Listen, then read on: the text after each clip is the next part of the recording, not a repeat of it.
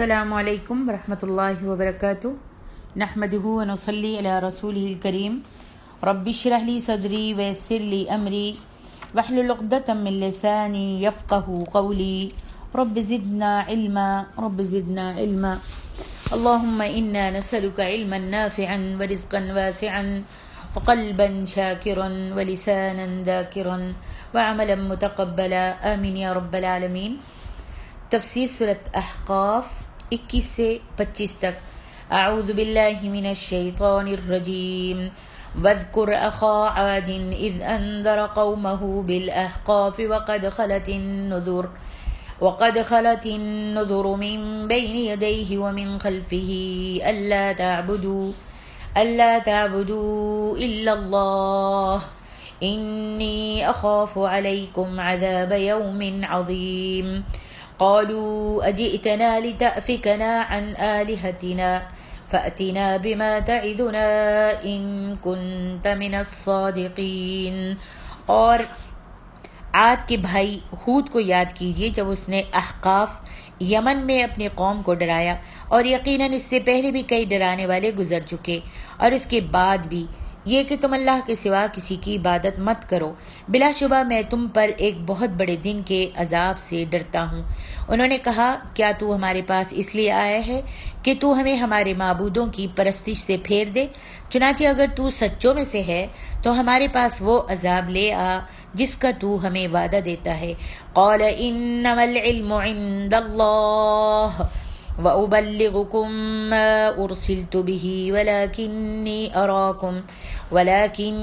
أراكم قوما تجهلون۔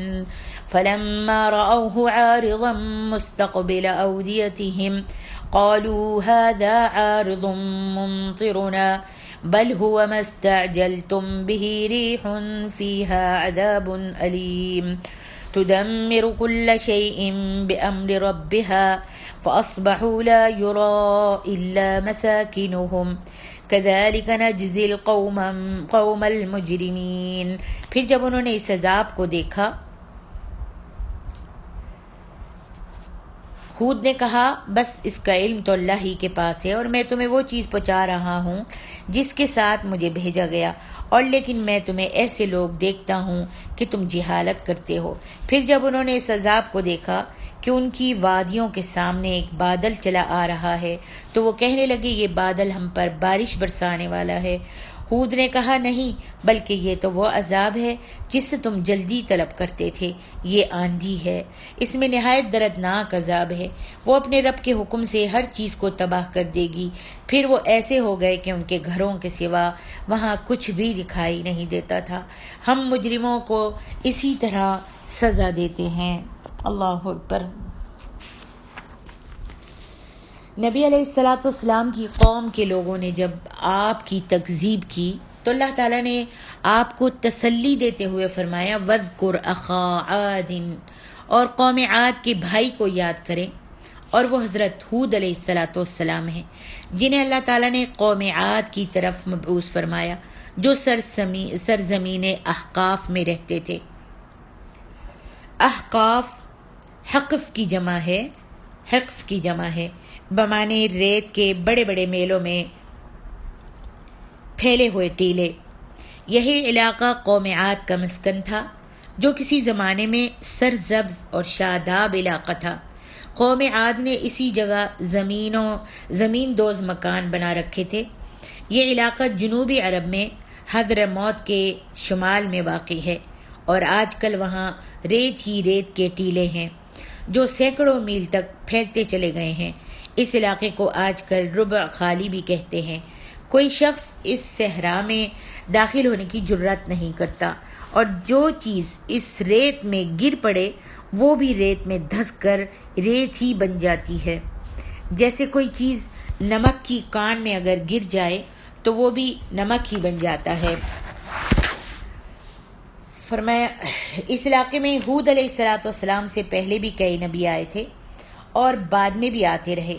ان سب کی تعلیم یہی تھی کہ اللہ ہی کائنات کا خالق، مالک اور مدبر ہے، اور یہ وہی تمہارا بھی خالق اور مالک ہے، لہذا وہی ہستی عبادت کے لائق ہے، صرف اسی کی عبادت کرو، کیونکہ اور کسی کے اختیار میں کچھ بھی نہیں ہے.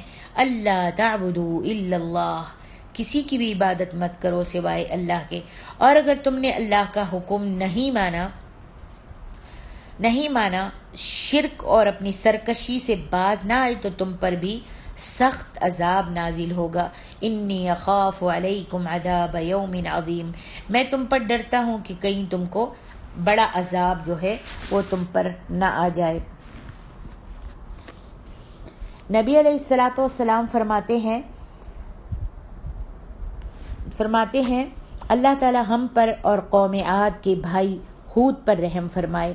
اللہ اکبر، آمین یا رب العالمین.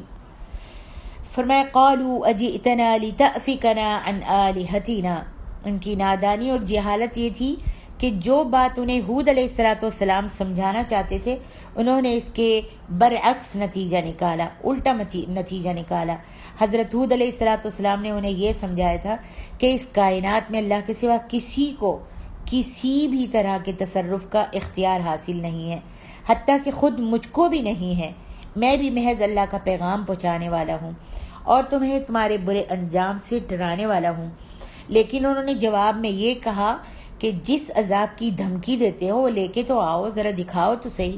حالانکہ ہود علیہ الصلوۃ والسلام کا یہ دعوت تھا ہی نہیں کہ اگر تم انکار کرو گے تو میں تم پر عذاب بھی لا سکتا ہوں اور مجھے ایسے تصرف، ایسے اختیار بھی حاصل ہے.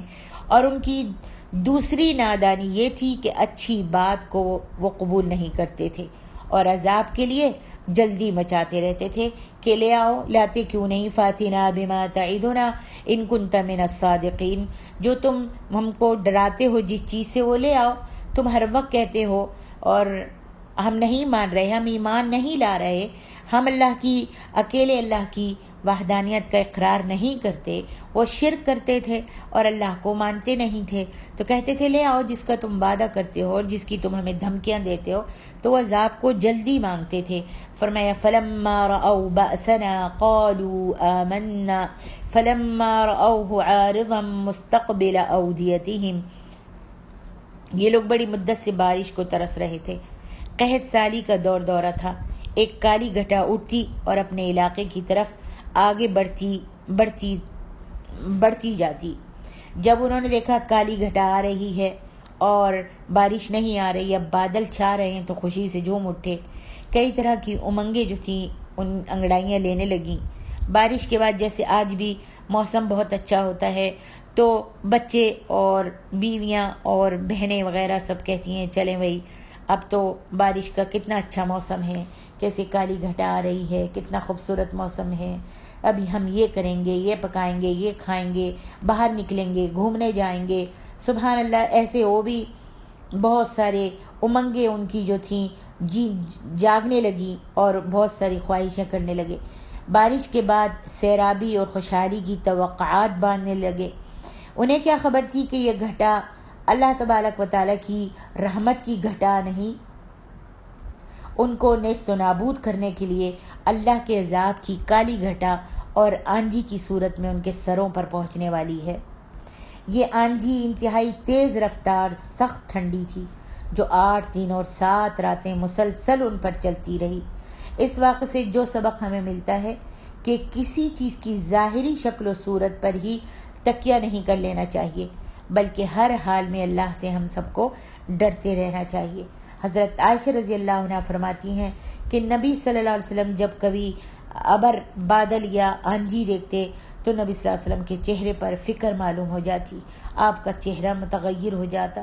فرماتی ہیں میں پوچھتی یا رسول اللہ صلی اللہ علیہ وسلم، لوگ جب بادل دیکھتے ہیں تو خوش ہوتے ہیں اور کچھ پلانے بناتے ہیں کہ اب بارش ہوگی تو یہ کریں گے وہ کریں گے، لیکن میں دیکھتی ہوں کہ جب بادل آتا ہے تو آپ کے چہرے کا رنگ جو ہے بدل جاتا ہے، آپ کے چہرے پر ناگواری معلوم ہونے لگتی ہے. نبی علیہ الصلوۃ والسلام نے فرمایا عائشہ مجھے یہ خطرہ لاحق ہو جاتا ہے کہ کہیں اس میں عذاب نہ ہو. ایک قوم عاد پر آندھی کا عذاب آیا. جب انہوں نے بادل دیکھا تو کہنے لگے کہ یہ تو بادل ہے جو ہم پر برسنے والا ہے، لیکن وہ بادل نہیں تھا، اللہ تبارک و تعالیٰ کا عذاب تھا اس بادل کے اندر. اس عذاب کا ذکر قرآن مجید میں کئی مقامات پر گزر چکا ہے اور آپ پڑھ چکی ہیں۔ اس آندھی کی تیزی کا یہ عالم تھا کہ وہ درختوں اور پودوں کو زمین سے اکھاڑ کر پرے پھینک دیتی تھی۔ یہی آندھی ان کے زمین دوز مکانوں کے اندر گھس گئی۔ اس دوران وہ اپنے گھروں سے نکل بھی نہیں سکتے تھے۔ سردی کی شدت سے وہیں ٹھٹر ٹھٹر کر مر گئے۔ لے دے کے اگر کوئی چیز وہاں نظر آتی تھی تو وہ ان کے مکان ہی تھے جن میں اللہ تبارک و تعالیٰ نے دراڑیں ڈال دی تھیں۔ حضرت عائشہ سے روایت ہے، انہوں نے کہا کہ میں نے نبی صلی اللہ علیہ وسلم کو کبھی بھی اس طرح کھل کھلا کر ہنستے ہوئے نہیں دیکھا کہ جس سے حلق کا گوشت نظر آنے لگے، بلکہ آپ تبسم فرمایا کرتے تھے۔